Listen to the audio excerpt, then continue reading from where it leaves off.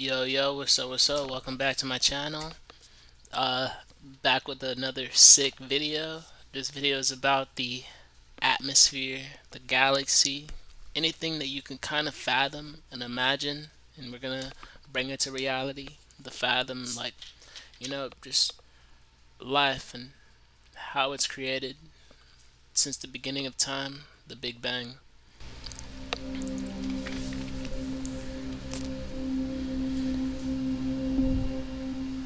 Can there be life somewhere in the solar system outside Earth? Since the mid-20th century, active ongoing research has taken place to look for signs of extraterrestrial life. It is a fascinating concept that has captured the imagination of many people for decades. Scientists are now becoming increasingly convinced that the planet Earth is not the only place on the universe capable of hosting life. Water covers approximately 70% of our beloved planet today. That wasn't always the case. New research suggests that the ancient Earth was once covered in water, a true ocean world some 3 billion years ago. Much of it is now thought to have evaporated or frozen into our planet's polar ice. An early Earth without emergent continents may provide an important environmental constraint on the origin and evolution of life on Earth, as well as its possible existence elsewhere. So every cell in your body now, if you look at your finger, or you look at your arm, or you look at your friend sitting next to you, the cells in their bodies are doing some of the chemistry that we think occurred on the Earth 3.8 billion years ago. It's not the chemistry of the Earth today. The Earth was a very strange place 3.8 billion years ago. The oceans were very acidic. There was no oxygen in the atmosphere because there were no plants to put the oxygen into the atmosphere. And yet, in a way, our cells in our bodies are recreating those conditions. The elements associated with life, available sources of energy, appear to be almost everywhere we've looked. The Milky Way could harbour a billion Earth-like planets, and we are only just beginning to scratch the surface of the universe. While no clear signs of life have ever been detected, many astrobiologists think that life in space is likely, but millions of light years away from Earth. Yet there are few possible places to look for right here in our solar system. The idea now is that everywhere, well, it's a theory, everywhere you find conditions like that, you find life. Life is inevitable. If you get water, you get volcanic activity, you get the right mixture of things and the right lengths of time. Is that right? Or is it that life is unique or very rare in the universe and Earth is a unique place? Well, there are other places in the solar system we've already found where conditions may exist that are similar to those events. This is one of the moons of Saturn called Titan, a fascinating place. This is an atmosphere. It's like Earth's atmosphere, it's blue sky. It's what you see there, the gases in the atmosphere, much thicker than the Earth's atmosphere. Now Titan's a very cold place, but it's interesting because we've landed on Titan. The European space probe Huygens parachuted through this atmosphere a few years ago now, and it landed on mushy, wet ground. Now it wasn't water because it's very cold on Titan, it was actually methane. So if you have a barbecue in the summer, you might use one of those gas canisters with methane in. At these temperatures, methane can be a liquid. So Titan is a place where there are rivers of methane, there is methane snow falling on the surface, there are oceans of methane, and people are already speculating that possibly there might be some kind of very strange forms of life on Titan. Could it be? There's lots of liquid, there are rivers and there are oceans, and it's a very strange place, but a place that's not covered in water. It's covered in methane, although there may be some evidence that there may be remains of water perhaps below the surface. A very interesting place. Titan is the largest moon of Saturn, and the second largest natural satellite in the solar system.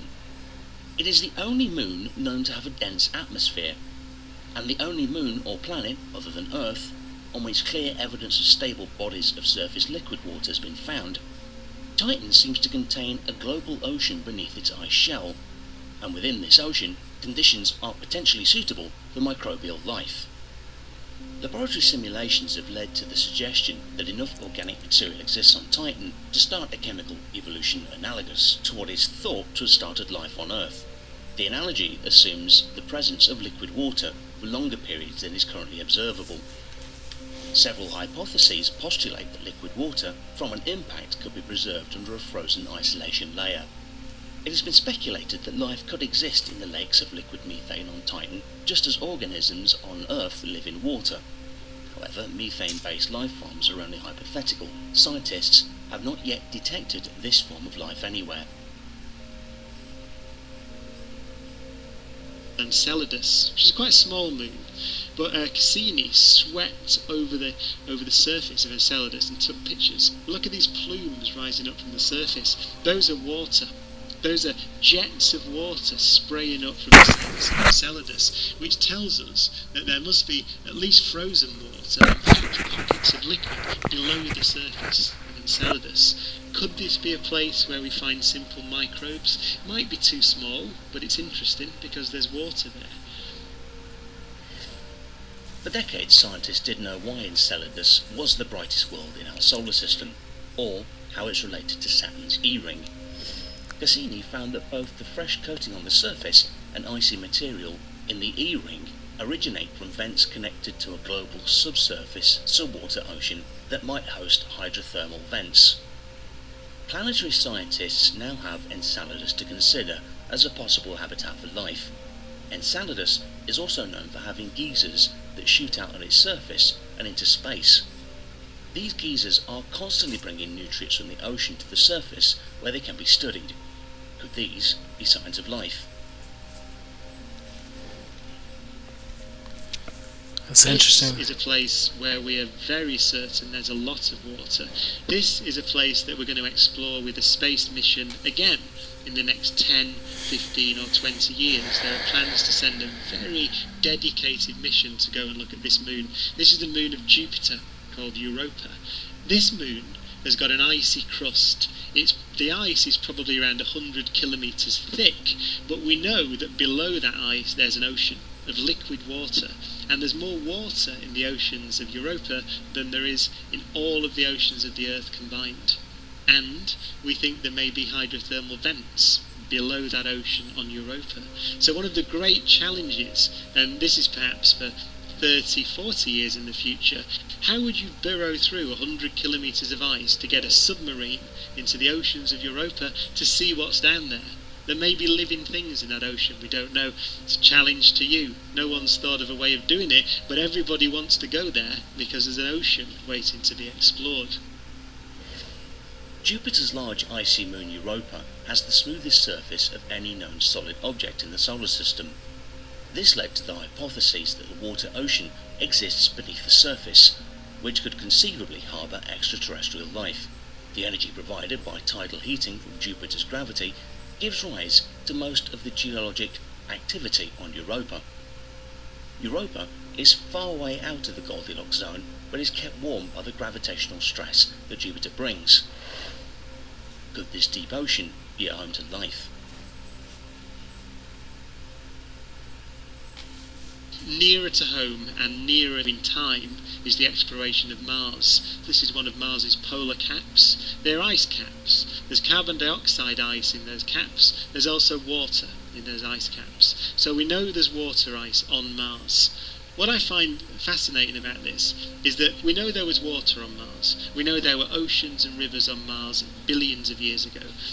Mars has lost its water because it was smaller than the Earth, but we don't know where the water went. It could be that there is liquid water below the surface of Mars. How did it vanish? Is it still there in some sense? There's a European mission called ExoMars, which is going to go to Mars. Its job is to look for life. Perhaps there was life there that's now died out. Perhaps there are still microbes beneath the surface of Mars.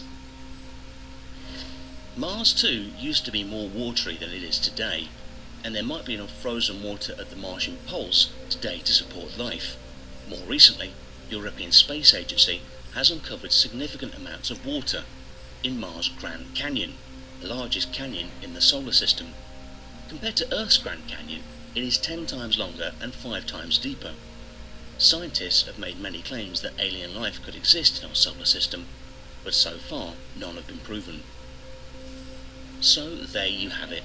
The future holds promise for discovering extraterrestrial life. be it present or past.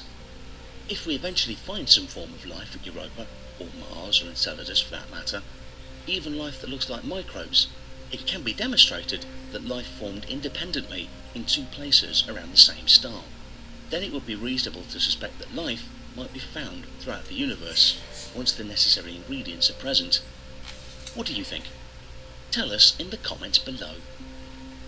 Thanks for watching. Did you like this video? Then show your support by subscribing. Yo, that was an interesting video. Like, comment, subscribe. On my way to 10K. Subscribe to their channel too, Science Time. They got some really good content, for real.